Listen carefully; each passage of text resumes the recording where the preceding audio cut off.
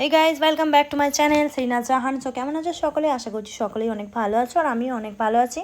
তো যেমনটা আজকে দেখতে পাচ্ছ যে আজকে কিন্তু রেডি হয়েছি অনলি ফটোশ্যুট করার জন্য, শুধুমাত্র ফটোই শ্যুট করব, যার কারণে রেডি হওয়া। তো আজকে ঠিক করেছি যে ক্যামেরাটা বের করব, ক্যামেরায় দুই একটা ফটোশ্যুট করব, কারণ ফটো নেই।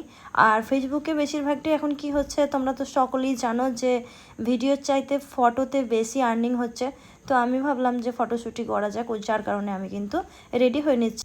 সো এইদিকে কিন্তু আমি একটু হাবিবি লুক ক্রিয়েট করেছি, তার সাথে আমি এই কালো কুর্তাটা পরেছি।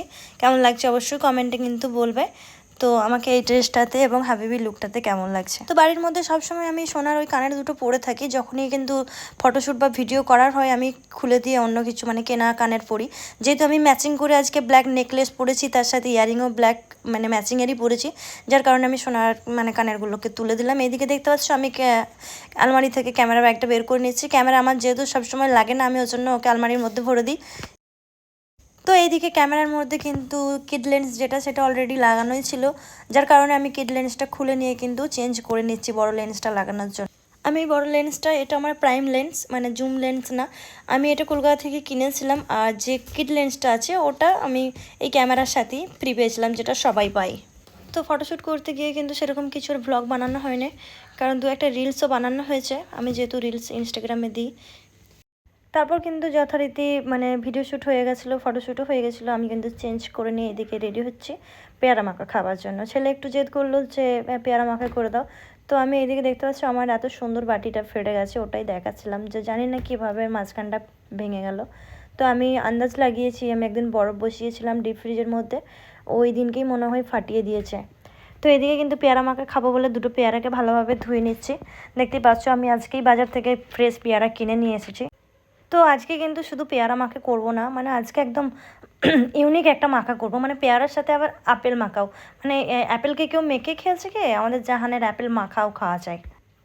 তো পেয়ারাগুলো এত ফ্রেশ দেখতেই পাচ্ছ, এত সুন্দরভাবে কাটা যাচ্ছে। আমি এদিকে কিন্তু পেয়ারাগুলো সুন্দর করে একটা সাইজ করে কেটে নিচ্ছি, যাতে করে খুব সহজে জাহান খেতে পারে। ছোট মুখ তো। এদিকে কিন্তু আপেলটাও ধুয়ে নিচ্ছি। আমি এই ফার্স্ট টাইম আপেল মাখা করছি, জানি না ওর কথাতে করতে হচ্ছে, কীরকম খেতে লাগবে ওটা ভেবেই একটাই আমি আপেল ওকে মাখিয়ে দিচ্ছি। জীবনে বেঁচে থাকতে হলে আর কতদিনই দেখতে হবে সত্যি। মানে জাহান এমন এমন এক একটা জেদ করে বসে না, সত্যি আমি ভাবি মানে সত্যি ও পাগল করে দেবে, এমন এক একটা জেদ করে বসে। একটু তীখা করে মাখবো ভেবেছি, ওর জন্য একটু বেশি করে কিন্তু লঙ্কা গুঁড়ো ইউজ করছি, লঙ্কা নিয়ে নিয়েছি। তো এদিকে দেখতে পাচ্ছ একটু ঝাল কিন্তু ভালোভাবে দিয়েছি, নুন টুন দিয়ে ভালোভাবে মেখে নেব।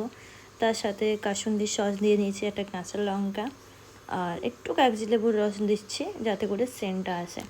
তো এইদিকে মেখে নেওয়ার পর কিন্তু খেয়ে দেখলাম যে আপেল মাখা কিন্তু সত্যিই বেশ দারুণই লাগলো। মানে নর্মাল আপেল আমি এমনিতে খাই না, অ্যাপেল আমি খাই না বলতে গেলে, শুধুমাত্র ঘরের জাহানই অ্যাপেল খায়। তো আজকে অ্যাপেল মাখা সত্যি দারুণ লাগলো, মানে অ্যাপেল খাওয়া ধরে নিলাম এরকম বলা চলে। অ্যাপেল খেতে না মন গেলে মেখে খাও, সুন্দর লাগবে। তো দেখতে পাচ্ছ জাহান কিন্তু প্রথম অ্যাপেলই তুললো, ওর অ্যাপেলটা বরাবরই খুব পছন্দের একটা মানে ফল। তো ও অ্যাপেল মাখাটাকেই ও আগে মুখে নিল, আর টেস্টি বলেও কিন্তু সমানে ঘাড় নেড়েই যাচ্ছে যে হ্যাঁ ভালো লাগছে ভালো লাগছে। আমিও কিন্তু খেয়ে দেখলাম, আমি প্রথম কিন্তু পেয়ারায় ট্রাই করলাম অ্যাপেলটা আমার কীরকম লাগছিলো। আমি শেষের দিকে যখন অ্যাপেল খেয়ে দেখলাম সত্যিই ভালো লাগলো। আর তোমাদের আমার ভিডিও কেমন লাগলো সেটাও কিন্তু কমেন্টে বলে যাবে। আর থ্যাংক ইউ সো মাচ।